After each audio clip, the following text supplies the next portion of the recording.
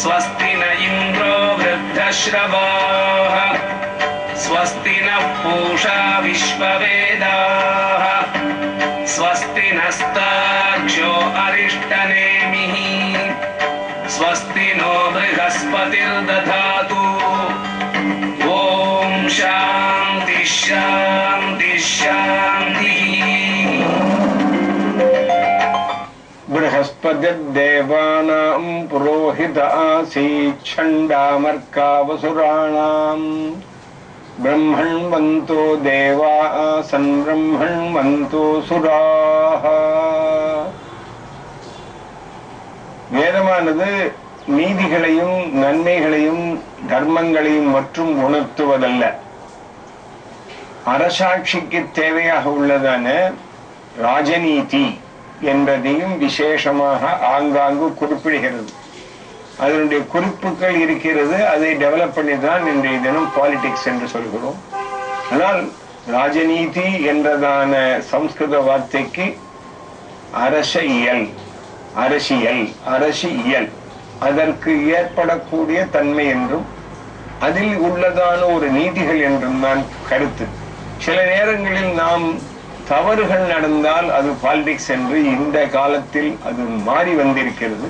ஆனால் வேதம் ராஜநீதி என்றதான ஒரு விஷயத்தை சொல்லும் பொழுது எப்பாடுபட்டாவது அரசாட்சியில் இருப்பவர்கள் நாட்டில் நடக்கக்கூடிய துன்பங்களுக்கு பரிகாரத்தை தேடுவதற்கு என்ன நீதி என்று சுட்டி காட்டுவதற்கு ஒரு கதை சொல்கிறது.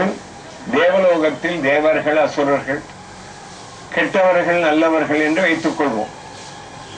அந்த தேவர்களுக்கெல்லாம் வழிகாட்டியாக பிரகஸ்பதியாக எல்லாவற்றையும் சொல்லிக் கொடுத்து அந்த மந்திரங்களை உபதேசிப்பவருக்கு பிரகஸ்பதி என்று பெயர். நம் வீட்டில் கூட யாராவது வாத்தியார் வந்தா அவருக்கு பிரகஸ்பதின்னு சொல்லுவோம்.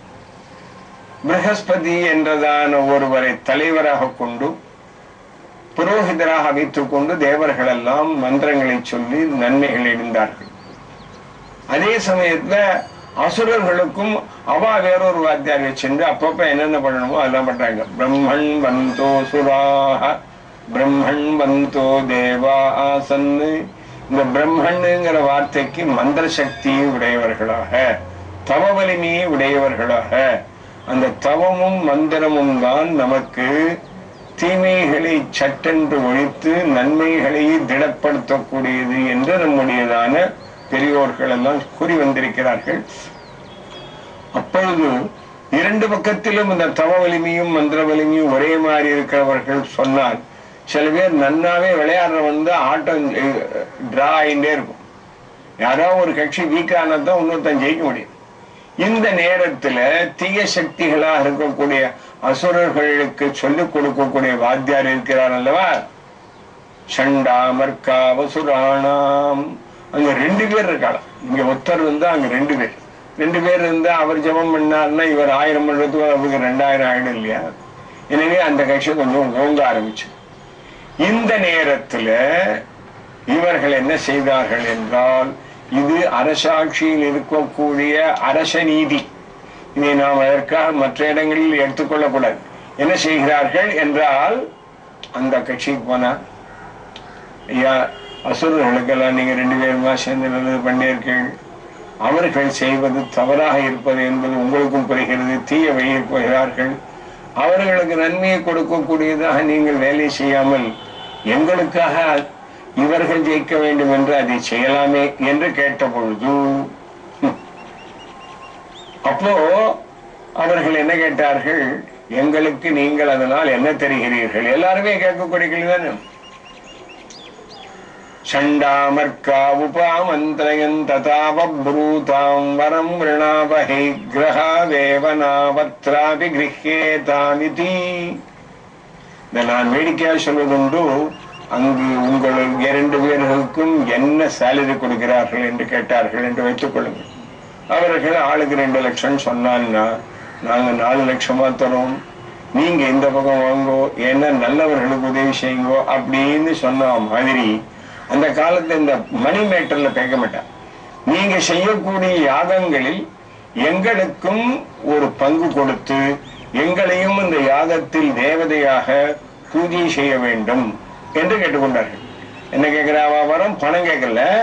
இது யாகம் என்பதான கிரியை தேவர்கள் அதிகமாக செய்கிறார்கள்.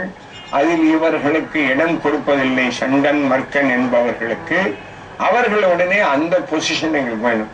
கிரகா வேவனாவத்ராபி கிரஹ்யே தாமிதி. கிரக என்றால் ஒரு யாகத்தில் சோமா ஜூஸ் என்றதான சோமரசத்தை பாத்திரங்களில் எடுத்து வைத்து தகுந்த நேரத்தில் அவர்களுக்கு ஹோமம் செய்வது. அப்போ சண்டனுக்கு ஒரு கிரகம், மர்க்கனுக்கு ஒரு கிரகம். அந்த பாத்திரங்களில் எங்களுக்கு தனியாக ஜூஸ் எடுத்து அந்த யாகத்தில் எங்களுக்கு கிரகிக்க வேண்டும், எடுக்க வேண்டும் என்று கேட்டார். இவ உடனே எஸ்ன்னு சொல்லிட்டு உடனே என்னாச்சு, அவர்கள் இவர்களுக்காக நினைத்து அங்கிருந்தே ஜெபம் செய்து. இப்ப கூட சில மந்திரங்கள் எல்லாம் தேள்கடி, விஷக்கடி, பாம்பு கடின்னு சொன்னவையானால் இன்றும் சிலர்களுக்கு பலிக்கிறது. சிலர் இருக்கிறார்கள். ஏதோ ஒரு ஊர்ல பெருகவனி சிறுகவனிக்கு இங்கேருந்து ஒரு போன் அடிச்சு, ஐயா இந்த மாதிரி அவருக்கு பாம்பு கடிச்சு சுத்தோம்னா அவர் தான் கட்டின்ற இந்த வேஷ்டியை கிழிச்சு தன் கையில சுத்தின்னு ஏதோ ஜபிக்கிறாராம். உடனே இங்க குணமாறு. இது இன்றும் நடக்கக்கூடியதான விஷயம். மந்திரத்தில் மாங்காய் விழுமா என்றால் விழலாம், விழருது. அதன் தகுதியோடு இருந்தால் விழும் என்பதான பொருள். அதே போல் ஏன் இதை சொல்கிறேன் என்றால், வேத மந்திரங்களுடையதான இயல்பான சக்தி அதை பயன்படுத்தக்கூடியவர்களிடம் இருக்கக்கூடிய தவவலிமை குறைந்திருந்தால் குறையலாம். இதை நாம் முன்பே ஒரு தரம் சொன்னோம். பால் ரொம்ப நன்னா இருக்கு, எல்லா ராத்திலையும் நல்லா காய்ச்சி நல்லபடியா விநியோகம் ஆகி தயிர் பண்ணி சாப்பிட்டான். ஒரே ஒருவருடைய வீட்டுல அன்னைக்கு திரிஞ்சு போச்சு. அந்த பால்காரனை போய் கேட்டா அவன் சொல்றான், யாருமே கம்ப்ளைண்ட் பண்ணல சார், நீங்க தானே சொல்றீங்க அப்படின்னு வந்ததுன்னா என்ன ஆகும் தெரியுமா? இல்லையா, இந்த பாத்திரத்துல ஏதோ மிஸ்டேக், 4 நாளா வச்சிருந்த பாத்திரத்தை அலம்பாம வச்சுட்டான். இதுபோல் அதை வைக்கக்கூடிய பாத்திரத்தினுடைய குற்றங்களினாலும் வரலாம் என்பதை நாம் முன்பே பார்த்திருக்கிறோம். எனவே இந்த மந்திரங்கள்னால மஞ்சக்காமாலை என்றதான ஒரு இது இருக்கிறது அல்லவா, அதற்கு கூட பழைய பழக்கத்துல இருக்குவாங்க. ஏதோ மந்திரம் சொல்லி இந்த ஊசியை வச்சு இப்படி எப்படி பண்றான், அந்த ஆளை உட்காந்து வச்சு இப்படி சொல்லி அந்த மந்திரத்தை ஜபிச்சான்னு உடனே நாம ஒரு வெள்ளிக்கிண்ண நம்மாத்தையும் கொண்டு போய் ஜலம் கொண்டு போனா அதுல போட்டு விடுறோம். அதை எடுத்து உள்ள வச்சு மறுநாள் காத்தால போய் பார்த்தா அதுல அடியில மஞ்சளான ஒரு கெட்டு குழம்பாக தங்குகிறது. சில பேர் கேட்கறான், அது துரு பிடிச்சி இந்த துரு பண்ண துரு இல்லாத கையால தேய்ச்சா கூட கெட்டியா வரும். இதெல்லாம் நாம் கண் முன்னால் பார்க்கக்கூடியதான விஷயங்கள் இன்றே இருக்கிறது என்றால் அன்றே இருந்திருக்கிறது. எனவே இவர்களுக்கு ஜபம் பண்ணா வெற்றி கிடைச்சது. வெற்றி கிடைச்சதுன்னு ஒண்ணு இந்த ஆளை கூப்பிட்டு இந்த யாகத்துக்குள்ள போற உடனே இது வேறிய ஆபத்தா போயிடுமே. வெற்றி அவர்கள் எல்லாம் ஒத்துக்கொண்டு விட்டார்கள். தனக்கு வந்த பிறகு இது ஒரு ராஜநீதி. அவர்கள் கேட்ட சென்டென்ஸ் என்ன? எங்களுக்கும் யாகங்களில் 2 பாத்திரங்களில் அந்த சோமா ஜூஸை எடுத்து வைக்க வேண்டும் என்றுதான் கேட்டார்கள். கிரஹா வேவனாவத்ராபி கிரஹ்யே தாமிதி. இந்த வார்த்தையை நன்னா கவனிச்சு இதுல ஒரு விதமான இன்டர்பிரேஷன் பண்ண, அந்த பாத்திரங்களில் ஜூஸை எடுத்து வைக்க வேண்டும் என்ற வார்த்தை இருக்கிறதே ஒழிய அதை எங்களுக்கு நீங்கள் ஹோமம் செய்ய வேண்டும், கொடுக்க வேண்டும் என்று இல்லையா. வார்த்தை வரும்போது நாம தவறுதலாக ஆயிடும். இது மாதிரி எல்லாம் கவனிச்சு அவர்களையும் இந்த இடத்திலிருந்து விலக்கி உங்களுக்கு இந்த இடத்தில் தரவில்லைன்னு சொல்ல. இதை நாம் உலக ரீதியாக பார்த்தோம். ஏனால் சொன்ன வார்த்தை மீறுகிறான் என்று அர்த்தம் அல்ல. தீய சக்தியை எந்த வழியிலாவது நாம் அதை போக்குவது அரசனுடைய கடமை என்ற ராஜநீதி விஷயத்தை சொல்லு. அது இருக்கட்டும். அங்க போற போக்குல அந்த சுக்கிரன் மந்தி என்று 2 பாத்திரங்களில் அவர்களுக்கு ஜூஸ் எடுத்து வச்சிருக்காங்க. அத சுக்ராமந்தி கிரகம்னு இன்னொரு இடத்துல அந்த பாத்திரங்கள்ல இருக்கக்கூடியதான ஜூஸ் ஒரு சுக்கிரன் என்ற சூரியன் என்றும் மந்தி என்பவனை சந்திரனாகவும் உருவகித்து சொல்கிறார். ஒரு கேள்வி இப்ப நாம கேட்டோம்னா அதுக்கு விஞ்ஞானப்படி பதில காணும். விஞ்ஞானப்படி வேற விதமா பதில் இருக்கிறது. அதாவது கிழக்கிருந்து மேற்கே செல்லக்கூடிய சூரியனும் சந்திரனும் நமக்கு கண்ணுக்கு தெரியும். இங்க போறா இல்லையா டிராவல்.